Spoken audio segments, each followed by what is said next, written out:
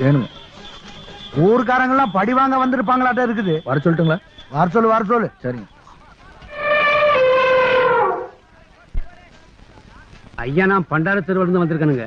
இவனுக்கு ஒரு 100 மூட்டை ஏத்த சொல்லு. ஐயா, நாகதீர் திருவிழந்து வர்றேன். இவனுக்கு ஒரு 75 மூட்டை ஏத்த சொல்லு. ஐயா, ஏகாடி தெருவிலிருந்து வந்திருக்கானுங்க. இவனுக்கு ஒரு 125 மூட்டை ஏத்த சொல்லு. என்ன சண்முகா என்ற பிறந்த வருது முக்காலி எடுத்துட்டு வந்து போடுறா. நல்லா இருக்கீங்களா? எனக்கு என்ன கண்ணு, நான் தான் 3 சிங்க குட்டிகளை பெற்றிருக்கேன்ல. எப்படி இருக்க கண்ணு? நல்லா தாயி. என்றா கண்ணு தோட்டத்துக்கு வந்திருக்கிற, வீட்டுக்கு வந்திருக்கலாம்ல. அப்படி என்ன தலை போற செய்தி? ஒண்ணும் இல்லைங்கண்ணா, நாளைக்கு பஞ்சாயத்து. தெரியும் கண்ணு. வழக்கு எந்த பையன் மேலங்கண்ணா. அதுவும் தெரியும் கண்ணு.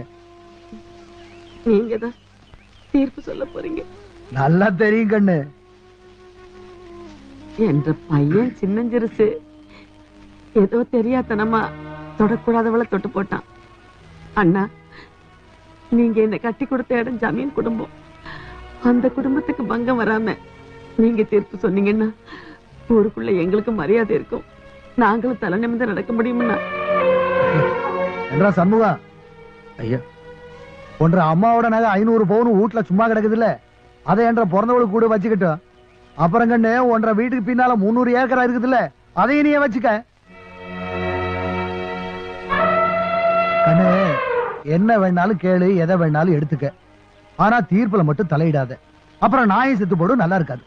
தெரியுங்கண்ணா, நீங்க இப்படித்தான் சொல்லுவீங்கன்னு எனக்கு நல்லாவே தெரியுமுங்க. தெரிஞ்சிருந்தும் ஏன் கேட்க வந்தேன்னு பாக்குறீங்களா?